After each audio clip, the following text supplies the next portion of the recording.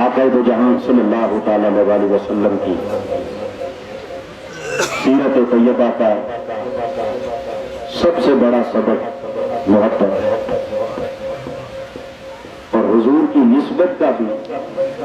سب سے بڑا سبق نسبت رسولی کا وہ محبت۔ اولیاء اللہ کے آستانے شرق سے غرب تک دنیا کے کسی بھی کونے میں ہو، مگر جنہیں حضور کی بارگاہ سے سچی نسبت مل گئی، وہ اہل نسبت جہاں بیٹھے، وہ صحراؤں میں ہو، وہ پہاڑ کی چوٹی پر ہو، مگر آقا دو جہاں کی بارگاہ سے ملنے والی اسی محبت کی خیرات کو بانٹتے، انسانی خدمت کی خیرات، انسانی بلائی کی خیرات، جس کی بنیاد خود آقا دو جہاں نے اپنے عمل مبارک سے رکھی،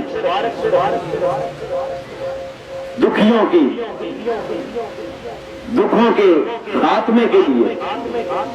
انسانی بلائی کے لیے، انسانی خیرخواہی کے لیے، وہ رسول پاک کی ذات اقدس جسے رب کائنات نے فرمایا عزیز علیہ ما عنتم، جو تمہارے دکھوں کو دیکھ کے تڑپ جاتے ہیں، اور حریص علیکم، جو تمہاری بلائی کی خاطر کبھی کانٹوں پر چلتے ہیں، کبھی پتھر کھاتے ہیں، کبھی دکھ اٹھاتے ہیں، مگر اپنے طرز عمل سے اس بات کا اعلان کرتے ہیں کہ میں اس وقت تک چین سے نہیں بیٹھوں گا جب تک کہ اس دکھی مخلوق کو ظلم سے نجات دلا کر انہیں سکھ اور مسکراہٹ ان کے چہروں پر نہ لاؤں۔ تاجدار کائنات کی سیرت طیبہ کے انگنت باب جن کا چند جملوں میں تذکرہ ممکن نہیں، مگر آپ کی 21 سالہ جدوجہد انسانی بلائی کی، خیرخواہی کی، محبتیں بانٹنے کی، نفرتوں کے خاتمے کی، ظلم کے خلاف ایک جہد مسلسل، اور 21 برس کے بعد جب رب کائنات نے اپنے حبیب کو فتح مکہ عطا کی اور تاجدار کائنات فاتح بن کر مکہ کی سرزمین میں داخل ہوئے اور صحن حرم میں پہنچے، تو مکہ کے بڑے بڑے سردار، بڑے بڑے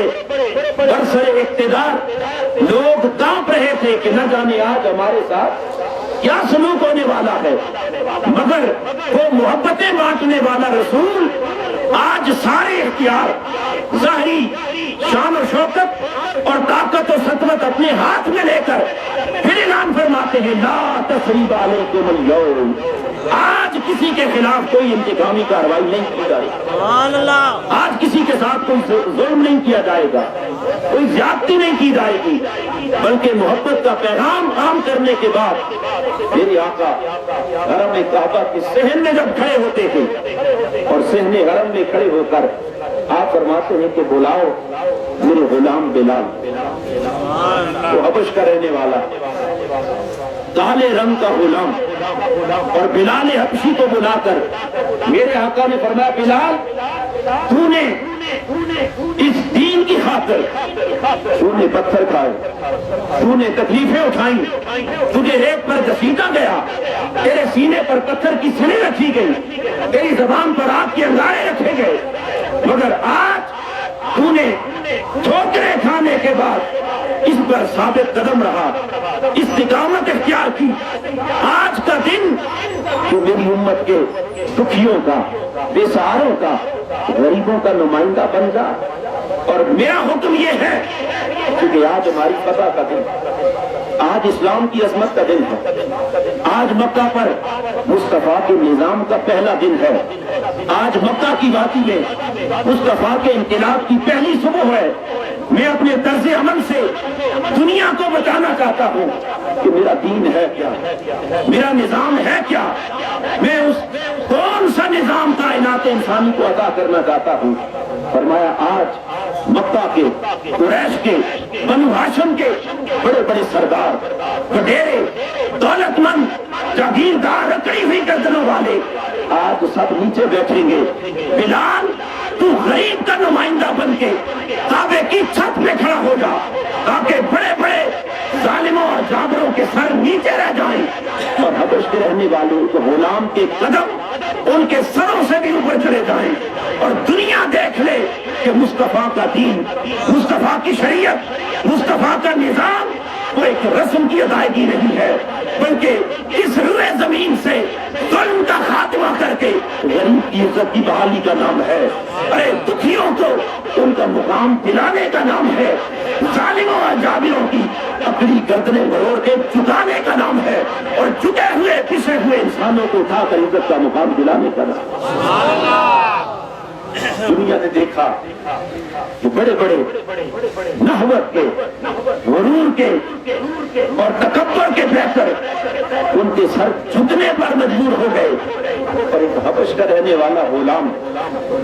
उसके कदम काबतुल्लाह की छत से भी ऊपर खड़े हैं। और ये मंजर जब कायनात इंसानी ने देखा कि ये रसूल, इस कदर गरीब परवर रसूल,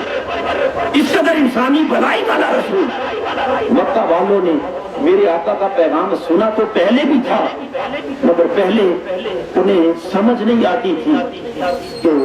हम जैसे गरीबों,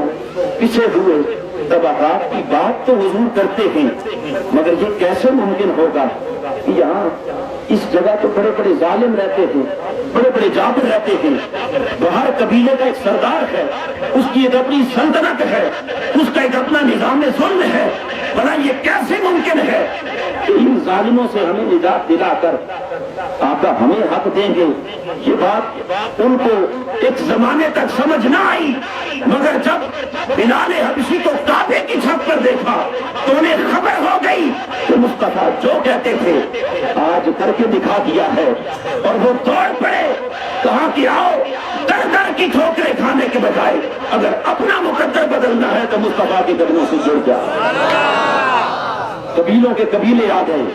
खानदानों के खानदान आ गए। रब्बे कायनात ने फरमाया इज़ा जाअ नस्रुल्लाहि वल फतह वरअयतन नासा यदखुलून फी दीनिल्लाहि अफ़वाजा। प्यारे हबीब, जब मेरी फतह और मेरी मदद और नुसरत का दरवाजा खुल गया, अब आप देखेंगे कि फौज दर फौज, काफिला दर काफिला, जोक दर जोक लोग तेरे दीन में दाखिल होते चले जाएंगे, शामिल होते चले जाएंगे। और इस तरह मेरे आका के दीन में फिर वो पिसे हुए इंसान, वो दुकारे हुए इंसान, वो ठुकराए हुए इंसान काफिला दर काफिला दाखिल हुए कि 8 हिजरी में मक्का फतह होता है और 10 हिजरी में मेरे आका आखिरी हज के लिए आते हैं तो ताजदार कायनात के सामने 1.25 लाख गुलामों का इज्तिमा खड़ा होगा। कितना? 1.25 लाख इंसानों का एक समंदर है जो ताजदार कायनात की गुलामी को अमलन कबूल कर चुका है। हाज़रीन गिरामी कदर, मेरे आका ने इस दीन को, अपने इस पैगाम को कैसे फैलाया? ज़बान से दावत को 13 साल मक्का में भी देते रहे, मगर याद रख लें जब तक दुखियों के दुखों का मदावा न हुआ था, उस वक्त तक, जब तक उन्होंने अमलन कुछ देख न लिया था, उस वक्त तक मक्का की सरजमीन पर उन्होंने उस दावत को उस तरह कबूल, खुश नसीबों ने तो पहले दिन से कर लिया, आंखें बंद करके कर लिया, मगर अक्सरियत ने उस दावत को उस दिन कबूल किया कि जिस दिन बिलाल हबशी को काबे की छत पर देखा,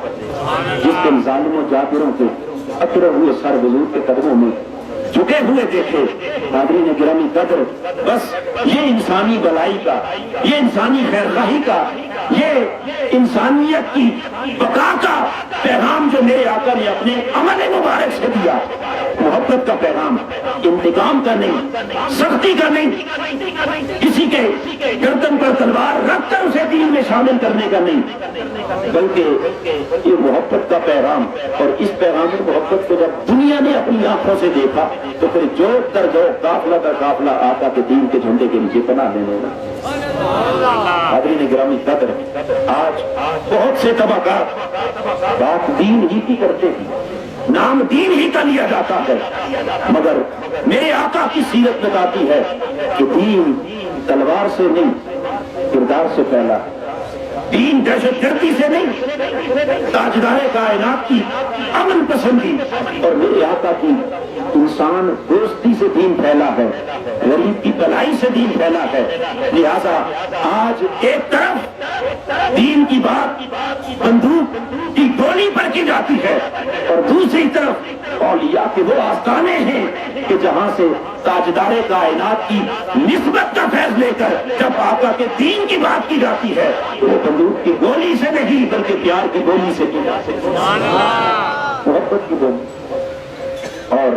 جہاں جیسے محترم علامہ منیر صاحب فرما رہے تھے کہ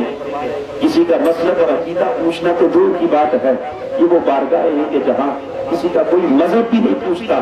کہ آپ کون ہیں، کہاں سے آئے ہیں، بس بات صرف اتنی سی ہے کہ اگر وہ صدق کے دل کے ساتھ، حتیٰ کہ صدق کے دل کے ساتھ تو کیا خود تاجدار کائنات نے حدیث پاک نے فرمایا کہ یہ وہ مجالس ہیں، وہ محافل ہیں اہل اللہ کی محبت والی کہ جہاں اخلاص کے بغیر بھی اگر چلتے چلتے گزرتے گزرتے تماشے کی صورت میں دیکھنے کے لیے بھی کوئی کھڑا ہو جاتا ہے تو وہ دیکھنے والا تماشبین بھی کبھی خالی نہیں جاتا۔ رب کائنات فرماتا ہے جیسا بھی ہے مگر میرے اولیاء کی مجلس میں چند لمحے رک گیا، کھڑا ہو گیا، بیٹھ گیا، فرشتوں گواہ ہو جاؤ ان نیکوں اور صالحوں کے صدقے میں میں نے اس گناہگار کو بھی بخشش کا اعلان۔ حاضرین گرامی قدر، یہ وجہ ہے کہ یہ دروازے کسی کے لیے بند نہیں بلکہ ہر ایک کے لیے کھلے، بولیے ہر ایک کے لیے کھلے ہیں۔ یہ محبت کا پیغام ہے، یہ تاجدار کائنات کی سیرت اور یہی حضور کی نسبت کا پیغام، یہ نسبت رسولی کا درس ہمارے مرشد عالی مقام تاجدار موڑا شریف نے دیا۔ اسی نسبت رسولی کا پیغام خواجہ سنگ قائم الدین پھلکوٹی نے اپنی پوری زندگی دیا، خواجہ فقیر محمد پھلکوٹی نے دیا اور خواجہ پیر عبد القیوم پھلکوٹی نے دیا، اور آج بھی وہی پیغام محبت نسبت رسولی الحمدللہ جاری ہے۔ اور اس پیغام نسبت رسولی کا تقاضا یہ ہے کہ آج ہم صرف اپنے لیے نہ جئیں بلکہ اپنی محبتوں کو حضور کی پوری امت کے لیے کھول دیں، اپنے دلوں کے دامن حضور کی پوری امت کے لیے بچھا دیں اور تاجدار کائنات کی اس سیرت کو زندہ کرتے ہوئے آج پھر ایک ہماجیت معاشرے کے اندر ایسے انقلاب کو برپا کر دیں کہ جس کے بعد اس دنیا کے اوپر سے، اس صفحہ ہستی کے اوپر سے ظلم کا، جبر کا، دہشت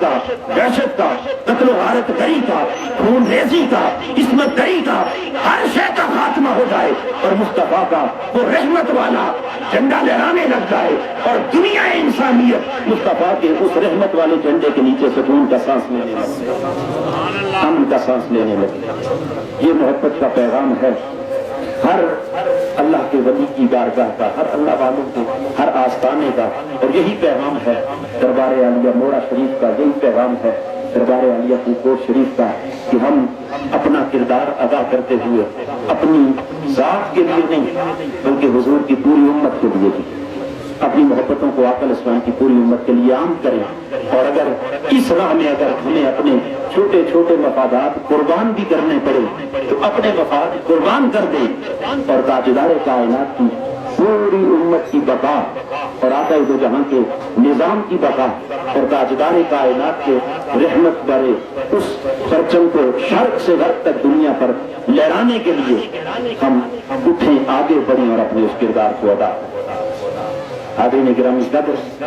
صرف زبانی کلامی محبت کا اظہار یہ کافی نہیں، اصل محبت وہی ہے جسے علامہ نے کہا تھا چومی گویم مسلمانم دلرسم کہ دانا مشکلات لا الہ را۔ جب کوئی مجھے مسلمان کہتا ہے تو میں لرز جاتا ہوں کیونکہ میں جانتا ہوں کہ یہ لا الہ زبان سے پڑھنا آسان ہے، اس لا الہ کی راہ پر چلنا بڑا مشکل ہے۔ لہذا یہ کوئی لا الہ کا پیغام بحمد اللہ تعالی ہر آستانے سے، آستانہ عالیہ موڑا شریف سے بھی، پھلکوٹ شریف سے بھی، اور اسی لا الہ کے پیغام کے لیے 3 دن سے یہ مجالس اور محافل دن میں بھی رات میں بھی سجی ہوئی ہیں، اور آج یہ آخری مجلس اسی لا الہ کی بات، اسی لا الہ کو دلوں میں اتارنے کے لیے اور اسی لا الہ کو ایک نظام بنا کر پوری صفحہ ہستی کے اوپر نافذ کرنے کے لیے حاضرین گرامی قدر اس آخری مجلس کا اب اختتام ہوا جاتا ہے۔